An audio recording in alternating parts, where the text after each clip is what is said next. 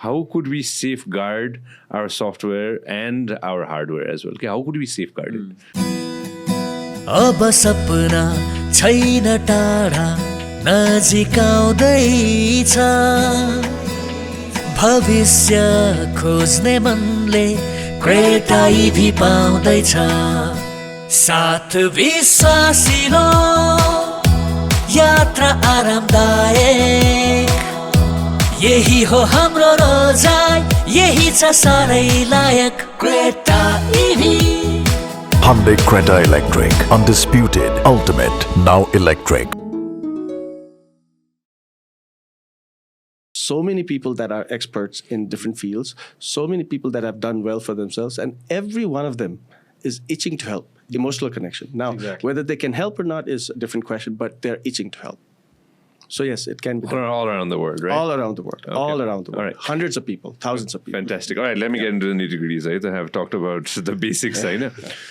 अस्ति धेरै थोक बलाएछ होइन आइएम स्योर सबैलाई थाहा भएकै कुरा हो होइन lot of things have been lost as well होइन टेकको हिसाबले अघि नै हामी कुरा गरेको थियौँ त्यो कान्तिपुर नभन्नु न त्यो उसको बिल्डिङ के अरे हाम्रो क्लाउड हिमालय भएको बिल्डिङ सेन्ट्रल बिजनेस पार्क होइन सो त्यो फ्लोरमा a lot of things got burn होइन lot of people affected I was affected too because I didn't have internet होइन फर अ वाइल होइन सो भनिसकेपछि when it comes to hardware and when it comes to software as well, how protected are we?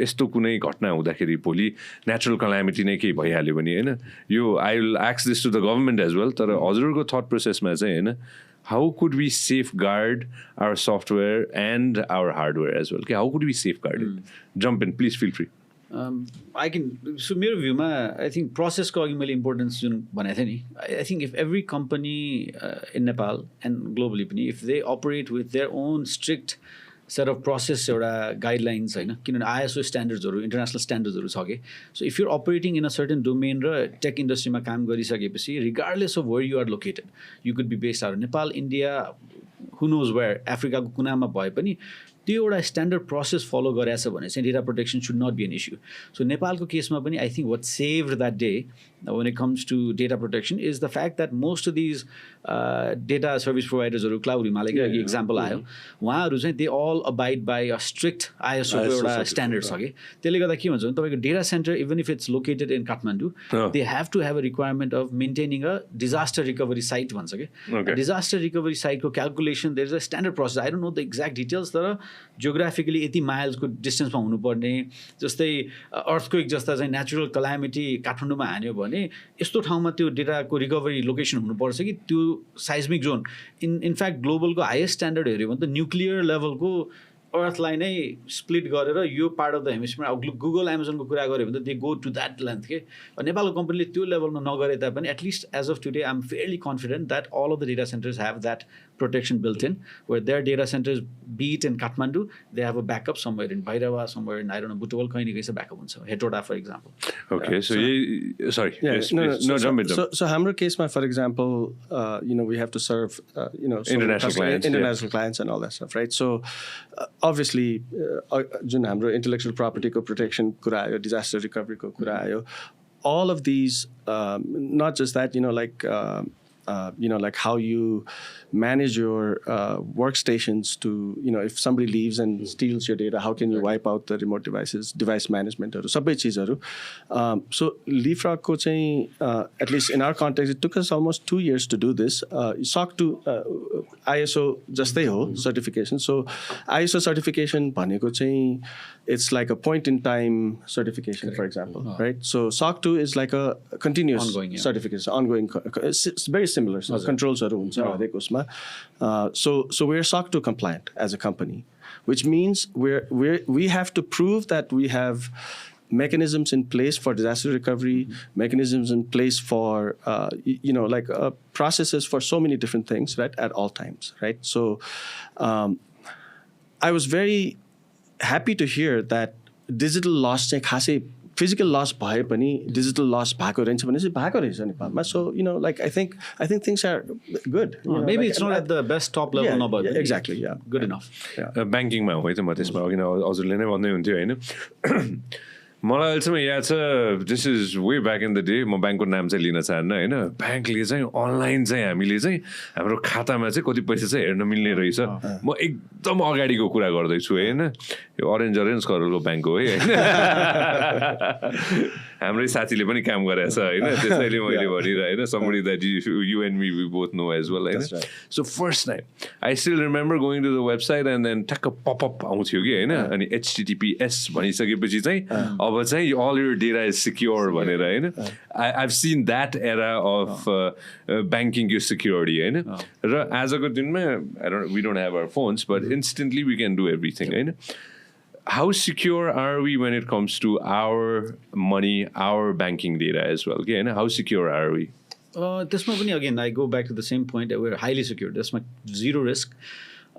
Every bank, the good thing about the banking sector in Nepal is it's one of the most professionally run organization.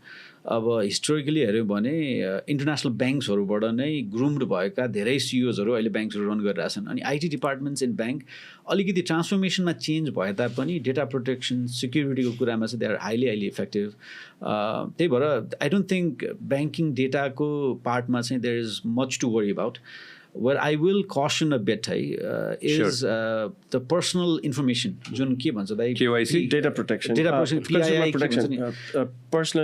Personally identifiable information. Yeah, right? Sorry, what is it again? Say it again. What is it? PII, personally identifiable information. So your phone number, your name, your date of birth, email, your email, your whatever PAN number. Okay. So those information ma त्यो पार्टमा चाहिँ अलिकति हामी lagging छौँ जस्तै अब GDPR भन्ने रुल्सहरू छ त्यो data protection in Sanjay Silwal Gupta भने को हो उसको फोन नम्बर के हो भन्ने जुन सेन्सिटिभ तिम्रो व्यक्तिको सेन्सिटिभ इन्फर्मेसनको पार्टमा चाहिँ I think there is a huge room for growth त्यसमा त्यो लेभलको प्रोटेक्सन चाहिँ अझै भएको छैन तर जुन अकाउन्टको डेटा ब्याङ्कभित्र भएको चाहिँ खातामा कति पैसा छ र त्यो पैसाको security of that digital transaction all of that त्यो पार्टमा चाहिँ त्यति रिस्क देख्दैन तर पर्सनल इन्फर्मेसन लेभलमा चाहिँ अहिले पनि हामी त्यहाँ पुगिसकेका छैनौँ So it should be hard to get your information. Exactly. What Your happens in the personal US? details. It's very hard to get that. Very hard to get that. And, everything, the foundation of data protection is consent. Yes. Consent meaning I consent to give my phone number to you. It starts there, right? So of Nepal, I don't know. I don't know exactly what happens here, but I think it feels like it's easy to get information about other people in Nepal. तिमीले form भर्यो नि KYC तिमीले भरेको अहिले त अब online भर्यो होला पहिला कागजमा भरेको त्यो फर्मलाई एक्चुअली फिजिकली ट्रेस गर्यो where does that form end up भन्ने क्वेसन मार्क चाहिँ छ कि त्यो डेटा एक्चुली डिजिटली ट्रान्सफर्म त हुन्छ तर फिजिकली भएको त्यो फर्मको डेटा त डेटा हो नि त इट हेज यो इन्फर्मेसन सात पुस्ते विवरण छ त्यहाँ तिम्रो फोन नम्बर छ त्यो लेभलको इन्फर्मेसनको सिक्युरिटी त्यो इन्फर्मेसनको म्यानेजमेन्ट चाहिँ still huge amount of work left to be done. I think it extends beyond personal information also. Business secret is also personal information in a certain, in a sense, right? I've heard people worried about their import or export information being leaked out of customs. Yes. For example, I've personally heard that. Right now, I don't know how true it is and all those things. Right. So that level of protection also is equally important. Correct. Right? Loan, like when you apply for, let's say you have a great idea. Now you have a khatra business idea. You want to start a business. Bank will loan लिन पर्यो.